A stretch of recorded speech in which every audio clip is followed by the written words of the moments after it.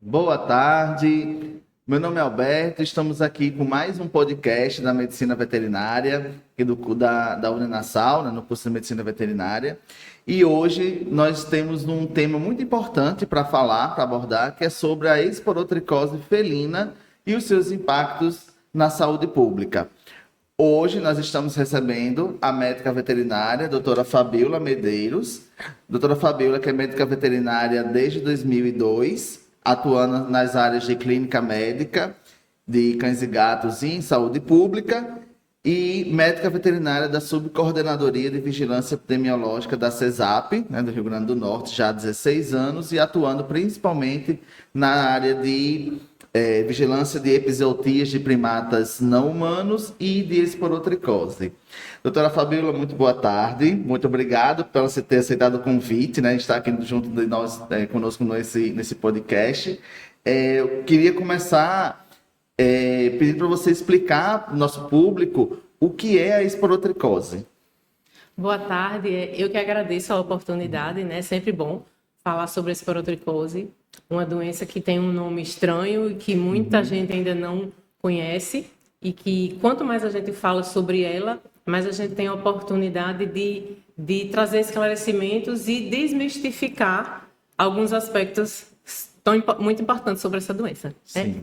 Então, a esporotricose, ela é uma doença fúngica causada por fungos do gênero Sporotrix. Esse fungo, ele é um fungo que a gente encontra naturalmente no ambiente. A gente encontra ele no solo, nos troncos de árvores, né, em matéria de decomposição como folhas e galhos, né? E ele vem sendo observado que ele tem apresentado um comportamento de causar adoecimento em pessoas. Quando esse fungo, que naturalmente está lá no ambiente, entra em contato com a pele de pessoas e de animais, causa ferimentos que, se não tratados e se não cuidados da forma correta, podem gerar lesões muito sérias, muito agressivas.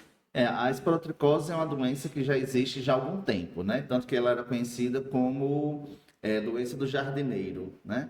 E a gente vê atualmente casos crescentes de esporotricose, né? Não, principalmente em felinos. Sim, esse nome, doença do jardineiro, ela recebeu esse nome porque no início, né, há anos atrás, em outros continentes, em outras áreas fora do Brasil, o que se observava era que as pessoas que adoeciam por causa desse fungo, eram pessoas que trabalhavam com o solo. Geralmente pessoas que trabalham com agricultura, na Ásia, por exemplo, com plantio de arroz, ou pessoas que trabalhavam cultivando flores. Sim. Então, também conhecida às vezes como doença da roseira, né? Então, no contato com o solo e com as plantas, as pessoas acabavam sofrendo pequenas lesões, arranhões, furos de espinho, e o fungo penetrava e causava lesão. Né? Exatamente pelo não uso, às vezes, de EPIs, né? Dos equipamentos de proteção individual. Então, por isso vem daí esse nome.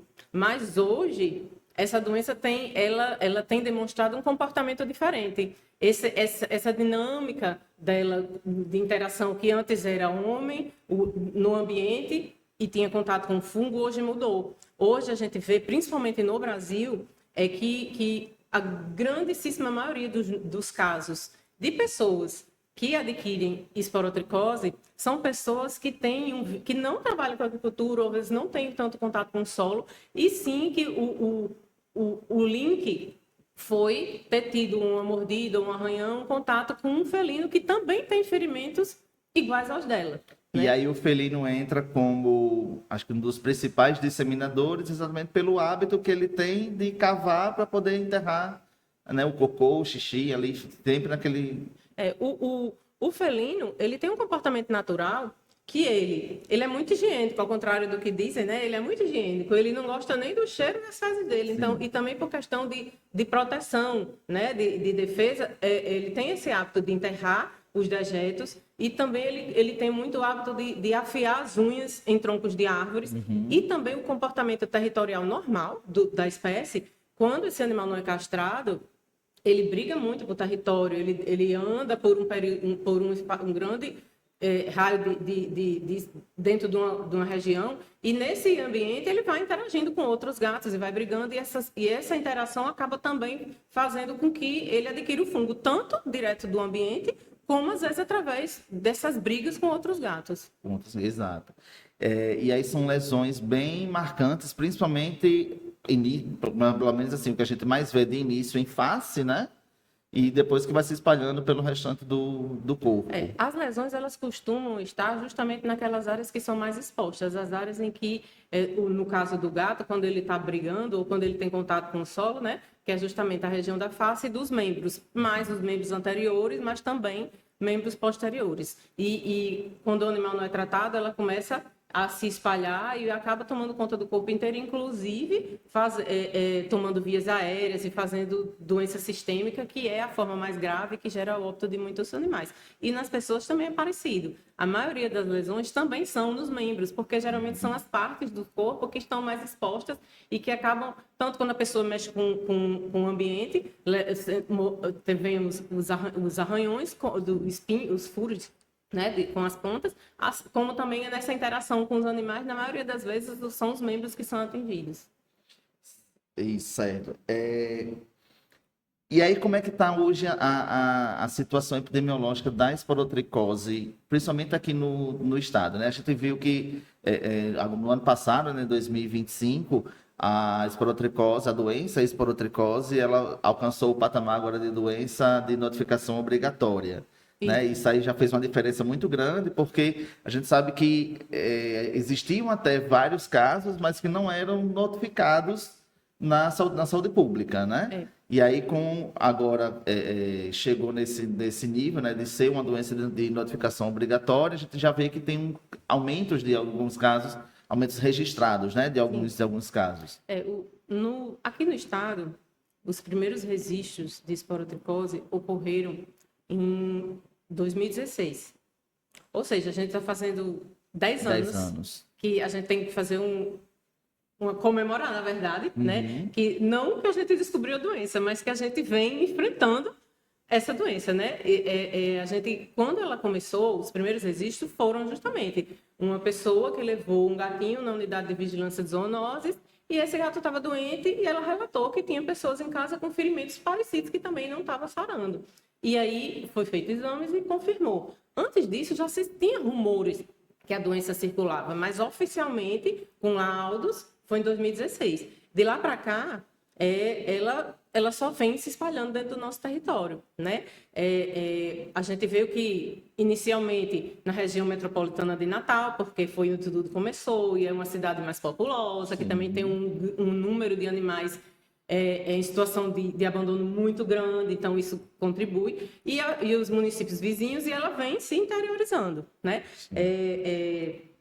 E a diferença é que, assim, como no início o Ministério da Saúde não tinha diretrizes para orientar os estados e municípios a como lidar com essa doença, porque ela praticamente só existia em Rio, São Paulo, era considerada uma doença que não tinha importância territorial em todo o Brasil, não existiam políticas direcionadas para isso, diretrizes. Então, a gente foi construindo. Então, desde 2017, a esporotricose humana e animal é de notificação para o estado do Rio Grande do Norte. Então, desde 2017, a gente já vem contabilizando esses casos e conhecendo como ela vem se comportando. Mas o Ministério da Saúde, só em 2025, por ela já ter sido registrada em todos os estados do Brasil, é que passou a tornar obrigatória a notificação dela humana para o Brasil inteiro. A gente vê que possivelmente, em breve, a animal também vai ser de notificação a nível Brasil. Mas hoje,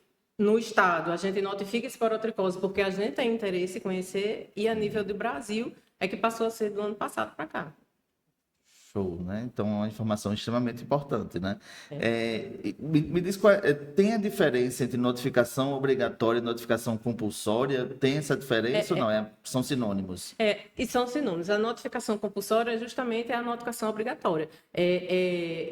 O que significa isso na prática, né? Que todo profissional de saúde, ele, diante de um caso, de uma doença que faz parte dessa lista de doenças de notificação obrigatória, compulsória, ele precisa informar para uma autoridade de saúde. E assim, na verdade, não é só o profissional de saúde que trabalha no SUS, né? Qualquer profissional de saúde, qualquer médico veterinário, mesmo que trabalhe no serviço privado, ele deve informar. Qualquer cidadão, qualquer pessoa, um protetor de animais, um tutor de animal que percebe que seu animal está doente, ele pode fazer o registro disso. E existem canais para que essa informação seja informada ao serviço de saúde, né? Certo. E aí, uma vez que eu faço essa informação, por exemplo, eu tenho um animal ou trabalho numa clínica e nós temos, por exemplo, a nossa clínica escola aqui, que a gente atende todo o público.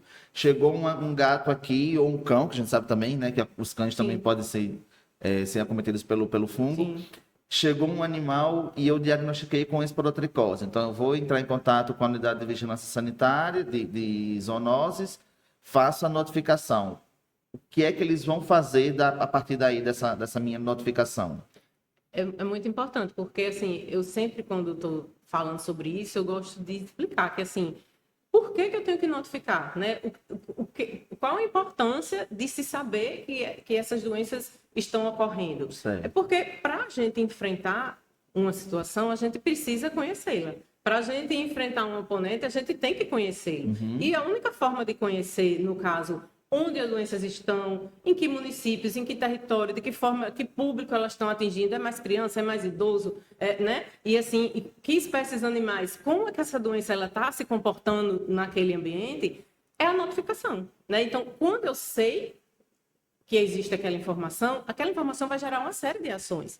Uma delas, a ação imediata, é tentar dar o acolhimento para aquele animal, para aquela pessoa, orientar onde aquele cidadão tem que levar o seu gatinho ou onde ele mesmo tem que ir buscar o atendimento, né? Mas para que esse atendimento seja capaz de acolhê-lo, os profissionais precisam ser treinados. É preciso que existam equipamentos de proteção, luva, máscara, equipamentos para as pessoas usarem. Para se fazer o diagnóstico, eu preciso que tenha um laboratório estruturado, eu tenho que ter insumos para fazer o diagnóstico.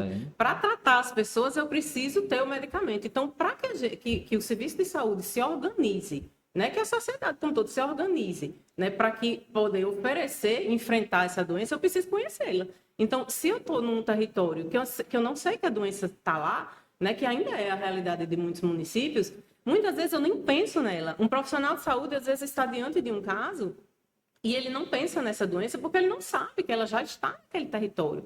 Na hora que a gente tem a possibilidade de falar sobre a doença, é muito comum, isso é muito, muito orgânico. A gente tem feito um trabalho de capacitação, visita em todas as regiões de saúde falando sobre a doença para todo tipo de público, né? Dentro de um projeto, né, que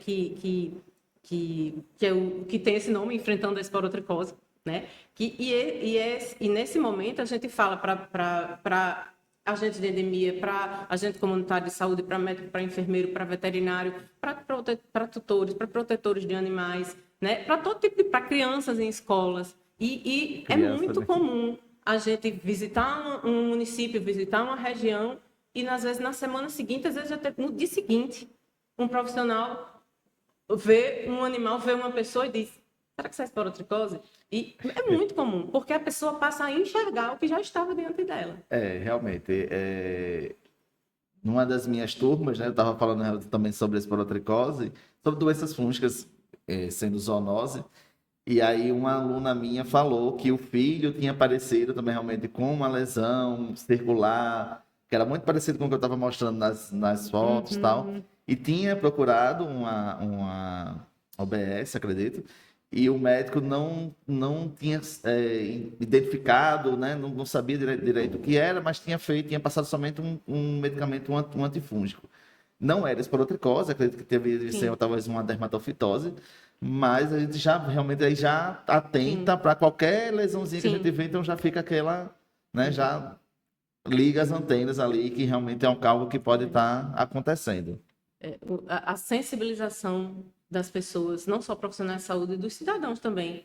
O cidadão precisa saber quando ele vê um animal doente ou quando ele mesmo adoece, o que ele tem que fazer, a quem ele procura, né? Sim. Então, para isso é preciso conhecer. Então, a melhor forma de você enfrentar um problema é você Conhecendo. E a melhor forma de quem trabalha enfrentando esse problema, de se preparar para enfrentá-lo, é através das informações que vêm das notificações.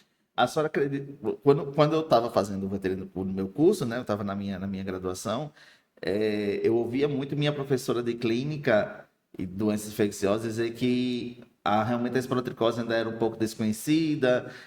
Muitas vezes o tutor ele tinha o diagnóstico primeiro pelo médico veterinário, porque tinha levado o gato para fazer, enfim, alguma consulta, porque tinha aquela lesão na pele, e aí o veterinário identificava a mesma lesão na pessoa e aconselhava que fosse ao dermatologista. A gente ainda vê situações como essa ainda hoje em dia, ou você acha que diminuiu exatamente porque tem esse conhecimento? E também o inverso. Isso é um conceito que chama, que é a epizotia. Dentro do serviço de saúde, epizotia é o quê? São situações envolvendo adoecimento ou morte de animais por doenças que podem ser risco para a saúde humana, né? Então, o vigiar a doença dos animais é uma forma de às vezes, se anteceder e prevenir adoecimento em pessoas. Então, o normal, porque o normal é esse, os animais eles estão mais ligados ao ambiente, né? No ambiente natural, e as pessoas, à medida que as cidades vão crescendo, que a urbanização vai aumentando, que as cidades vão invadindo as regiões de florestas, essas regiões que se tornam geralmente regiões mais vulneráveis, né? Que são regiões que muitas vezes não tem saneamento, não tem coleta seletiva adequada de lixo, né? E aí tem proliferação de pragas e tudo isso. São nesses ambientes que as doenças surgem. E geralmente os animais têm ela primeiro. E depois as pessoas que estão dentro desse ambiente acabam adquirindo. Então, quando a gente monitora os animais, a gente consegue proteger pessoas. Só que dentro da esporotricose a gente tem visto o contrário. Quando a gente olha os dados, a gente vê que, assim, hoje, dados de até, acho que fevereiro desse ano, nós temos 50 municípios que já registram casos de humanos de esporotricose. E só 22 que tem registro oficial de casos de esporotricose em animais. Só que quando a gente vai olhar como foi que a pessoa adquiriu a doença, geralmente é por contato com animais. Então, a gente vê que, na verdade, o que está acontecendo é que os animais eles estão invisíveis. As pessoas estão sendo diagnosticadas e os animais doentes estão naquele território e eles estão invisíveis. E isso é péssimo, porque se eles não são vistos, também eles não estão sendo cuidados, né? Por aí só... Não estão havendo ações voltadas para o enfrentamento da doença nos animais. E a doença só vai aumentar. À medida que, se a gente não tenta agir, ela só piora, né? Então, a gente tem que trabalhar muito essa questão da informação. E muitas vezes as pessoas, principalmente tutores, protetores, eles têm medo de informar, achando que, sei lá, que vão tirar o animal dele, o que é que vão fazer com o animal se eu disser que ele está com esporotricose. E a intenção não é se livrar do animal, né? Muitas vezes não é, pelo contrário. Para a gente poder pensar em políticas públicas e em estratégias de cuidado do próprio animal, eu preciso saber que eles existem, né? Eu preciso que eles sejam notificados. Se hoje eu posso dizer sem medo que o número de gatos doentes talvez seja mais que o dobro do que o que de fato tem notificado, né? Então, para convencer gestores políticos a criar leis, por exemplo, para aquisição de itraconazol para distribuir para pessoas em situação de carentes, para estabelecer que todo animal, depois do tratamento, possa passar por um programa de castração, né? E fazer com que ele, assim, fique mais caseiro e possa não adoecer novamente. Eu preciso saber que existem esses gatos doentes ali, né? Então, a notificação é muito importante para isso, para a gente poder se preparar para enfrentar a doença, não só para proteger pessoas, mas para proteger e cuidar dos animais também. Você falou sobre a castração seria uma das formas de prevenção, então, para a esporotricose. Sozinha, não. Porque um gato castrado, ele fica mais tranquilo, fica mais caseiro, ele tem menos interesse em estar dando voltinha, mas ele dá voltinha também. E basta uma voltinha para, às vezes, lá na esquina ele dá de cara com um doente e ele defender o território dele, ele voltar doente para casa, Sim. né? Então, a castração, ela facilita com que o tutor consiga manter o animal em casa, mas o ideal é que ele realmente seja impedido de ter acesso à rua, porque não existe vacina, não existe tratamento preventivo. A única forma do animal não pegar esporotricose é ele não sair na rua, é ter lá a casa, é impedir de fato ter acesso. Aí, o gato não castrado ficar dentro de casa é muito difícil. O gato castrado já é mais fácil. Então, é uma forma de proteger o animal. E quando a gente está lidando com populações de rua, né, animais que estão em situação de abandono também, quando a gente castra, a longo prazo, a gente reduz essa população. Né? E a gente vai reduzir também o número de animais que estão adoecendo na rua. Né? Então, a gente consegue, de certo modo, ter imagina-se uma redução da doença também. Você consegue, de uma Porque certa vai ter forma, menos tentar interação, barrar. menos briga, menos animais vulneráveis, porque eles não têm alimentação adequada, sofrem de outras doenças que são que deprimem o sistema imune, né? Como a AIDS, a leucemia felina. Então, eles são muito mais frágeis. Isso, na verdade, é um ponto muito importante, né? De lidar com essa doença. Porque a gente vê que sempre, essa semana mesmo eu abri uma matéria de um veterinário muito conhecido falando sobre isso, né? E a gente vê que, assim, de modo geral, quando se fala sobre esporotricose, as pessoas recebem muita crítica. Porque quando a gente fala sobre a questão do papel do gato, né? Porque tem aquela coisa de que o gato é um vilão. Ele é a doença do gato, né? E não é por aí, né? O gato, ele é, na verdade, uma grande vítima da doença. Ele é quem mais sofre por causa dela. Por causa do comportamento natural dele, como a gente já conversou, né? Sobre o hábito dele de estar em contato com o ambiente. Ele foi quem primeiro pegou do ambiente, né? E quando ele pegou do ambiente, ele passou a ter contato com as pessoas e passou para as pessoas. Então, o que acontece é que o organismo dele, por algum motivo, é mais frágil. Então, a doença no gato, ela se manifesta de uma forma muito mais agressiva. As pessoas podem adoecer e chegar a morrer por esporotricose, mas é muito mais raro. Geralmente é com pessoas que possam ter outra doença associada, uma doença que deprime o sistema imune, né? Mas nos gatos, a quantidade de felinos que vêm a morrer por causa da esporotricose é muito grande. E eu digo assim, que um gato com esporotricose, se ele não for cuidado, ele vai morrer.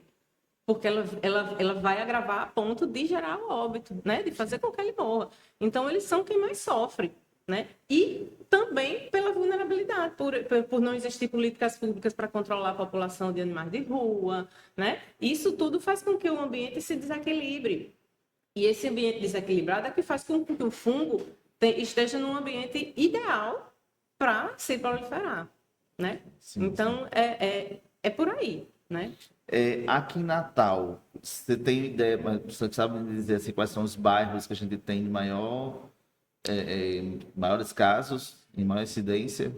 Os bairros da Zona Norte foi onde foram identificados os primeiros casos, assim como no estado, né? Começou por Natal e foi expandindo, né, para as outras regiões. Também começou na Zona Norte e foi se disseminando. Hoje, eu acho que onde tem menos casos é justamente na Zona Sul pro lado de Ponta Negra, mas já tem, né? A gente já tem em todas as regiões, mas só que realmente, se eu não me engano, Pajuçara, Zé da Esperança também, tem muitos casos, né? E também nessas regiões a gente vê que tem mais animal solto, mais animal que não tem dono, mais animal que você me deu regiões, mais aglomerações, né? Você me deu localizações onde eu tenho ainda regiões de mata, isso, né? Regiões por exemplo, cidade da Esperança, a gente tem todo o parque ali.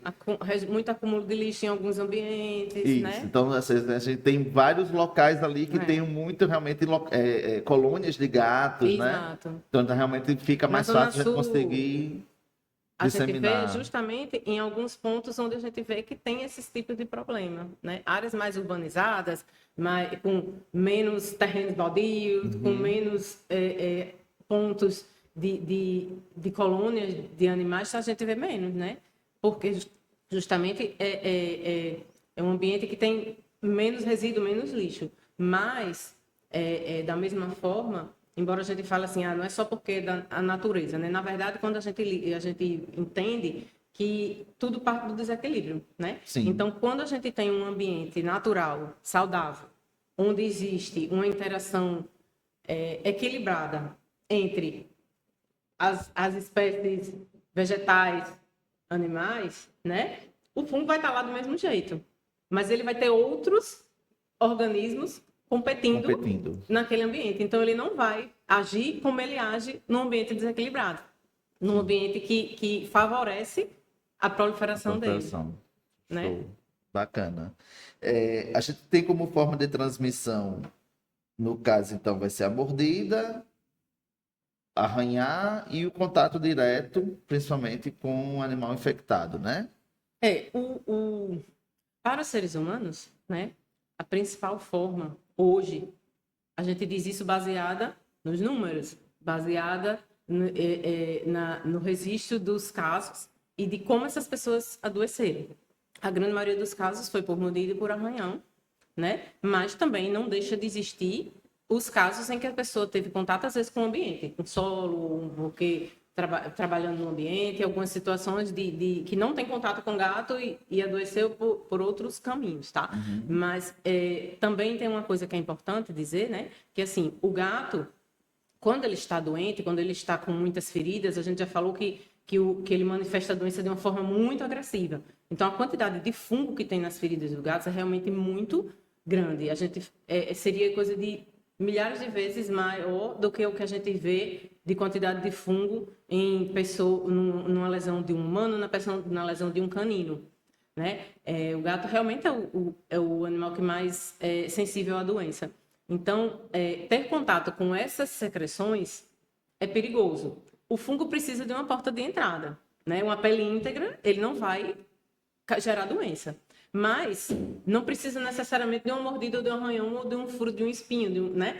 Se a pessoa tiver um ferimento que às vezes é bem pequeno e às vezes ela nem percebe, tipo, teve um caso de uma pessoa que ela tinha feito depilação recente, estava com aqueles microporos Sim. abertos, e aí ficou com um gatinho no colo, alguma coisa assim, e acabou desenvolvendo lesão, né? Então, assim, é raro, tá? Mas é possível. Eu tive uma colega que ela tinha, tipo, uma dermatite que fazia com que, às vezes, ela ficasse com pequenos ferimentos no veterinário.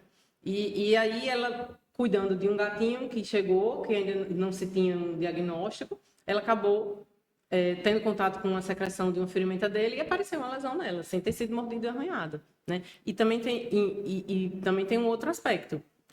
O gato, ele estando doente, né, o contato com as secreções já pode passar a doença. Mas o gato que não está visivelmente doente, se é um gato que está sem feridas, se eu manipular ele, alisar, fizer carinho, não tem problema nenhum. Mas se ele é um animal que tem acesso à rua, que fica dando voltinha, que vai lá, ele pode ter o fungo nas unhas. Então, às vezes, tem gente que chega dizendo que foi mordido por o gato, mas o gato não tem doença. Só que ele tem acesso à rua. Então, ele pode pegar, ele pode estar com os fungos nas unhas. Então, realmente, a única forma de proteger o seu gato é não deixar ele sair na rua. Né? É a única forma.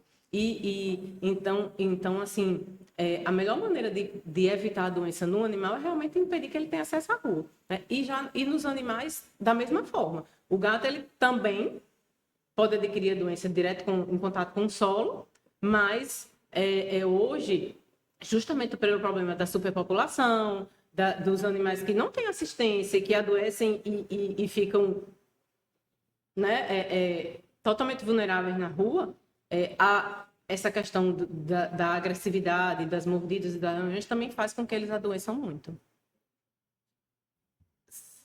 Deixa eu fazer agora assim. Deixa eu pensar aqui. A gente tem então como única forma, melhor forma de prevenção, não deixar o gato ir à rua. Hoje em dia a gente sabe que tem muita gente que cria o gato dentro de casa, mas que eventualmente eu saio para passear com o meu gato, mesmo que seja na Sim. coleira, certo? Você acha que, então, se eu trouxesse, mesmo que eu ande com esse gato na rua Tá. controlado, eu volto para casa, eu lavar essas patas desse gato para tentar prevenir ali que não transmita, porque, sim, teve acesso. Sim. Mas às vezes, assim, também depende de acesso a que tipo de ambiente, né? Porque não é Aham. todo ambiente que tem o fungo, né? Assim como não é todo gato de rua que tem o fungo, Que vai ter o que fungo. vai ter a Isso aí doença, é né? importante. Ele precisa que ele está exposto a um ambiente desequilibrado, né? Uhum. Então, na verdade, essa coisa de passear é muita controvérsia, né? Existem profissionais especialistas em medicina felina que dizem que assim que o gato não tem tanta necessidade, e que na verdade para alguns gatos é mais estresse sair na rua do que não sair. Isso é muito particular. Tem gato que gosta. Eu tinha uma gata que gostava de passear. Quando eu ia passear com a minha cachorra, ela ia acompanhando Sim. todo o trajeto junto, né? Ela gostava realmente de passear. Mas não é tão comum. Se o gato realmente pede, se ele gosta, ele quer sair, não deixar ele sair vai gerar estresse Vai para o gerar animal, estresse. né? Mas é uma questão de ter cuidado. Tipo assim, se você sabe que perto de onde você mora tem, às vezes, uma lagoa de captação, algum lugar assim que você sabe que é um ponto de alimentação de gatos, que possivelmente pode ter animais doentes, por eles serem mais frágeis e estarem mais vulneráveis, evitar passar por certos ambientes, né? Uhum. Evitar andar nesses lugares e sim, eu acho que fazer uma higienização nas patinhas assim que chega em casa pode ajudar, né? Importante também manter as unhas do gato cortadas, né? Porque aí a gente já.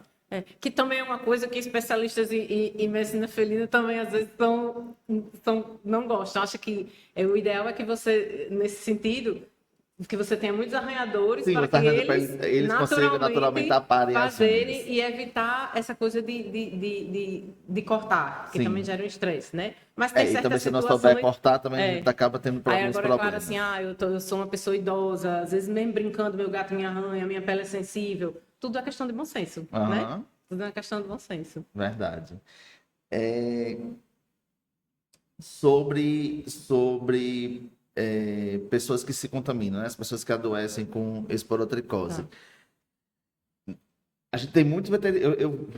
Conheço casos também de alguns veterinários que hoje em dia adoeceram exatamente por uma questão laboral, né, de estarem ali tratando de um animal, mas a gente não tem especificamente uma classe, uma profissão específica assim que diga que se adoece mais. Qualquer pessoa vai estar susceptível, né? Na verdade, assim, pode-se dizer que existem grupos, mas quando a gente vai ver, analisar dados, isso não é tão impactante, né?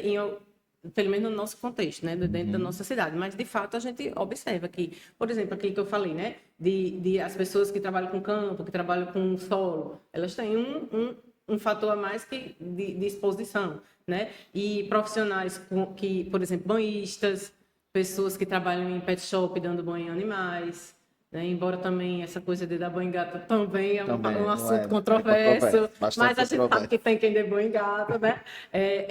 A gente vê também muito comum protetores de animais, essas pessoas que resgatam animais de rua. Veterinário vive arranhado, né? Veterinário, a É. gente se arranha muito. E eu tenho muito, eu digo que eu trabalhei muitos anos, com 20 anos eu trabalhei em clínica médica, né? Hoje em dia eu tenho trabalhado só com a parte de zoonose no estado, mas assim, quando eu trabalhava, eu dizia que praticamente só e eu sempre fui muito gateira.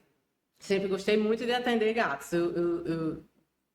É muito natural, eu sempre gostei demais. E assim, eu dizia que das minhas colegas, eu era a única que estava imune ainda. Mas porque eu acho que eu sou muito cuidadosa. E muita gente não é. Às vezes, assim, no primeiro atendimento do gato, não coloca, do animal Coloca que logo. veio da rua, não coloca luva, não usa EPIs, proteger o rosto, porque quando o gato está espirrando, se você está manipulando, às vezes medicando o animal, ele dá um espirro, aquela gotícula cai na mucosa ocular, você pode ter uma esporotricose ocular, né? E tem veterinário que tem, eu já tive casos de colegas que tiveram.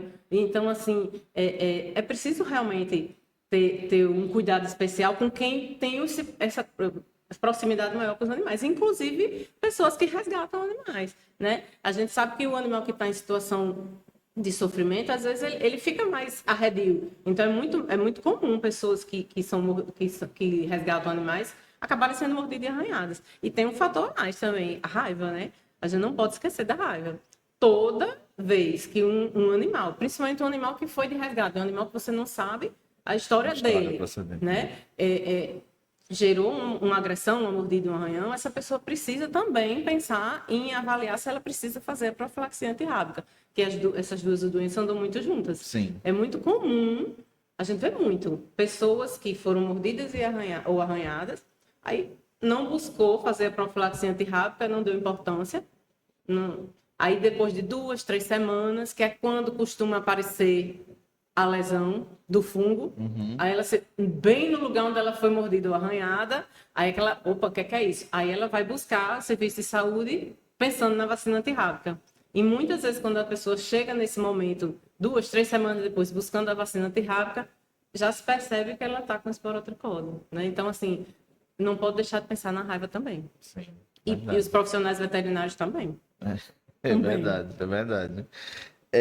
Você falou sobre a esporotricose, no caso, sistêmica. Sim. A maioria dos casos que a gente tem de registros é a sistêmica ou a Tá. dermatite, né? Tá. De contato. A esporotricose, no caso humana, principalmente, né?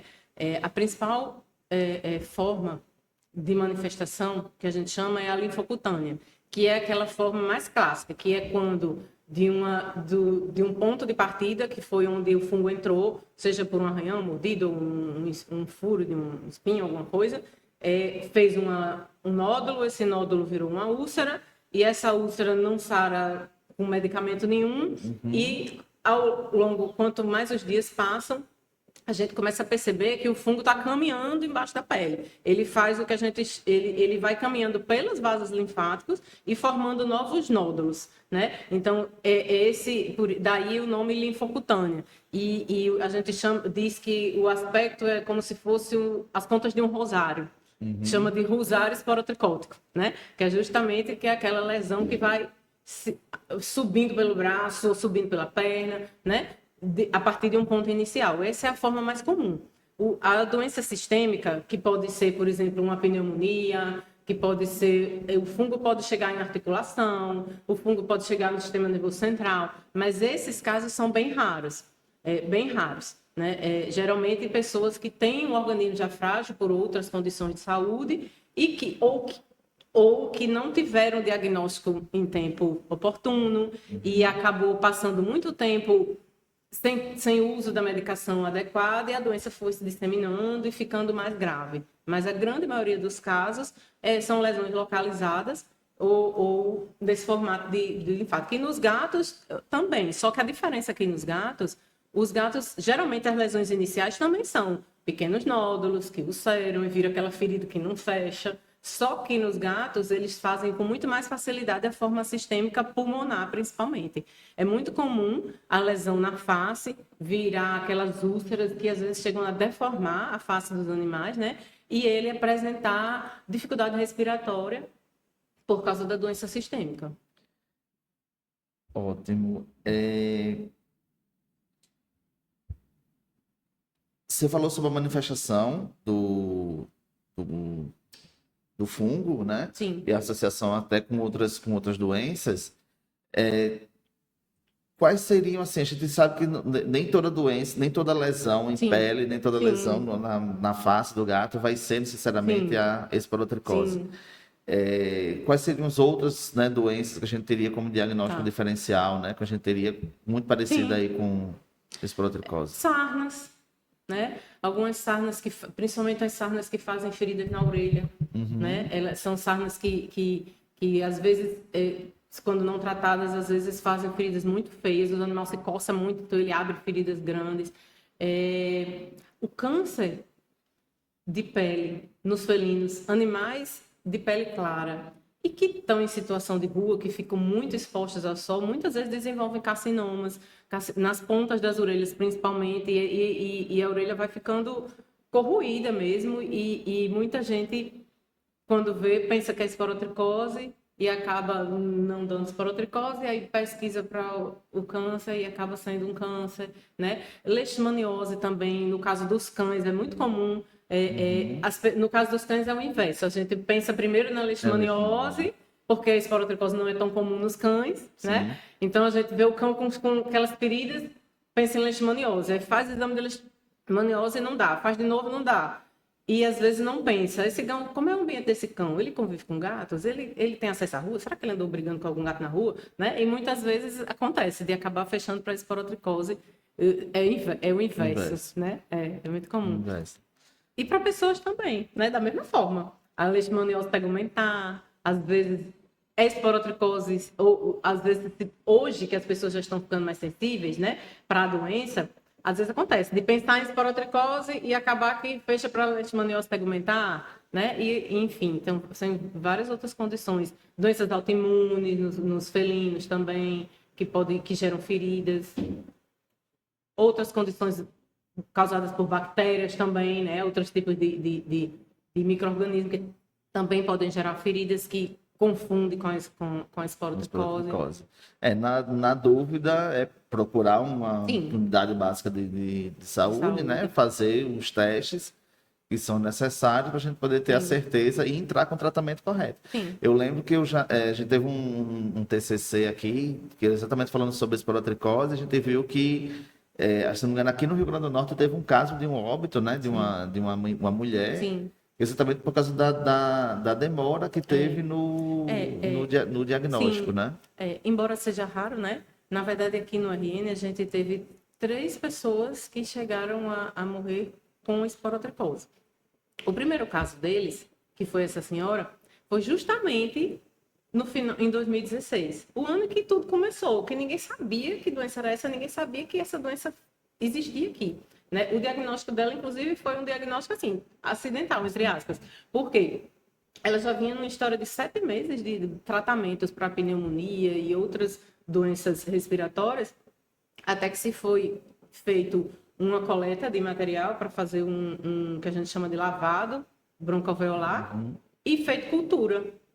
E nessa cultura cresceu o esporotrix. E não era uma pessoa que convivia com gatos, não era uma pessoa que tinha história de contato com gatos, então, assim, era muito difícil pensar nesse caso. Então, realmente, foi muito difícil. As outras 2 pessoas eram pessoas que assim, uma delas era uma pessoa que em situação de vulnerabilidade, que é um dos grandes desafios, porque são pessoas que abandonam muito o tratamento, que às vezes têm comorbidades, e assim, como esse tratamento abandona, e a doença vai ficando mais grave, e às vezes chega num ponto que a gente não consegue mais retroceder, né? Por isso que o diagnóstico precoce é tão importante, por isso que conhecer a doença é importante, para poder pensar logo nela, né? E começar a tratar quando é fácil curar, que é no início, né? Quando a gente, embora o diagnóstico e o tratamento seja longo, tanto para pessoas quanto para animais, é em torno de 3 meses, a média de tempo de tratamento, né? Quando a gente descobre quando são pequenas lesões, costuma responder muito bem, muito rápido, né? E a cura é tranquila. Geralmente, quando os que dão mais trabalho, que tem recidiva, ou que às vezes precisa associar com outras medicações, fazer outras terapias alternativas, são aqueles casos em que às vezes não se... Ou o animal, quando foi retirado da rua, já estava numa condição muito séria, né?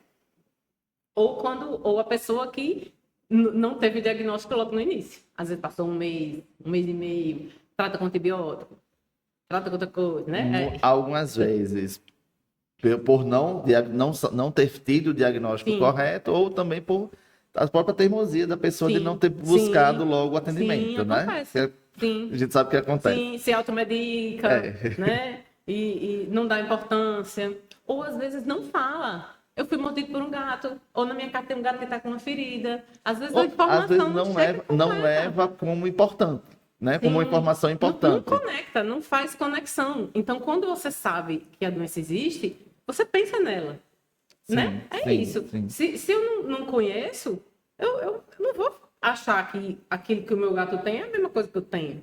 Chega naquilo que a gente estava discutindo no início, né? A importância do conhecimento das doenças, né? E principalmente dessas doenças que hoje em dia emergentes, que a gente já tem, que a gente está tendo hoje em dia, que faz total diferença para a gente ter um diagnóstico mais preciso, mais assertivo, né? É verdade. Doutora Fabíola, a gente está chegando no final do nosso podcast. Queria que a senhora deixasse uma mensagem, né, para o público, o pessoal que tá assistindo, uma mensagem sobre a esporotricose, né? Sobre o tratamento, enfim. É, é, Vamos lá, deixa eu pensar como é que eu poderia discorrer sobre essa coisa de desmistificar a doença e mudar a forma como a gente enxerga a doença, Aham. que não é a doença do gato, né? O gato, ele é vítima da doença assim como nós, assim como todos os outros animais que podem pegar essa doença. Ela é uma doença que é de um fungo que está na natureza e tem um papel dele, ele é um fungo decompositor. Ele está ali porque ele tem um papel. Né? A gente não vai, nem faz sentido pensar em acabar com o fungo, não é por aí. Né? O que a gente tem que pensar é que o gato, ele precisa ser tão cuidado quanto as pessoas. E que a gente só vai conseguir pensar em, não é controlar, porque não é por aí. Né?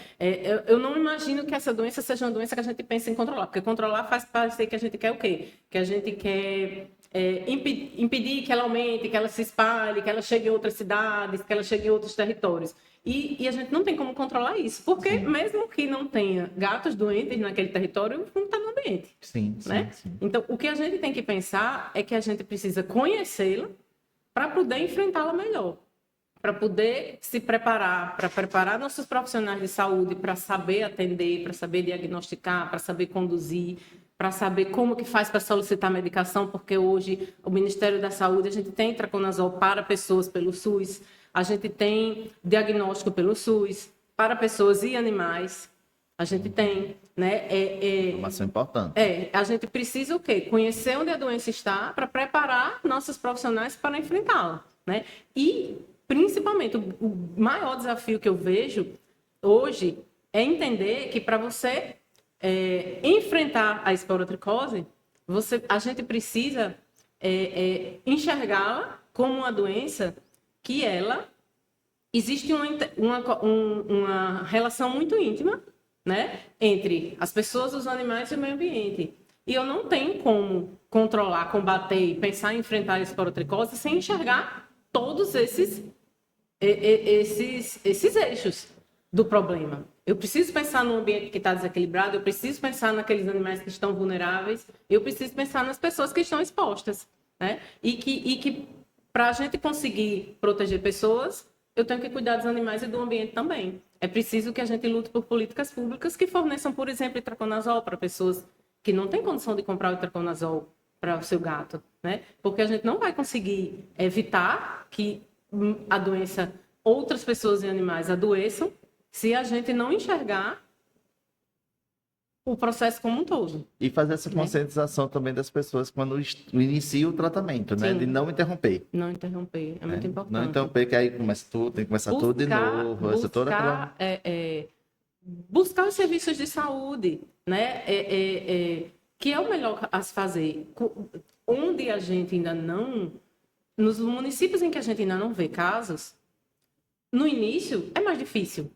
Mas a gente, à medida que a doença vai se espalhando, a gente vai treinando, vai capacitando, vai orientando, vai estruturando os ambientes para que esse acolhimento exista.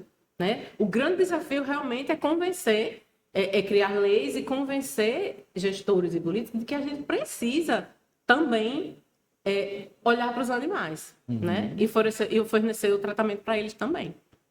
Show. Então, pessoal, terminamos, né, mais um podcast aqui da Medicina Veterinária. Doutora Fabíola, se o pessoal quiser saber mais informações, né, sobre a esporotricose, tem o site que eles podem acessar, né? A CESAP, a Secretaria de Estado da Saúde, a gente disponibiliza no nosso setor um link, que é um painel, uma plataforma que tem diversos materiais reunidos, né, inclusive dados e o link para você fazer notificação e vários folders informativos. A gente tem como colocar, depois disponibilizar esse link, né, para que as pessoas possam acessar e buscar mais informações sobre a doença. Pronto, a gente vai fazer então, né, disponibilizar esse canal depois, tá? Porque quiser ter mais informações sobre a esporotricose. Agradeço mais uma vez, doutora Fabíola, pela participação. Muito boa nossa conversa. Bastante esclarecedora, inclusive, né? A gente debateu bastante temas aqui. E É isso, né, pessoal? Então a gente fica para o próximo podcast, né? Quem tiver sugestão, comenta aí embaixo, né? Faz nos comentários sobre possíveis temas que a gente poderia trazer, né, dentro da medicina veterinária, para a gente discutir aqui. E agradeço mais uma vez. Ficamos por aqui. Até a próxima. Até logo. Obrigada.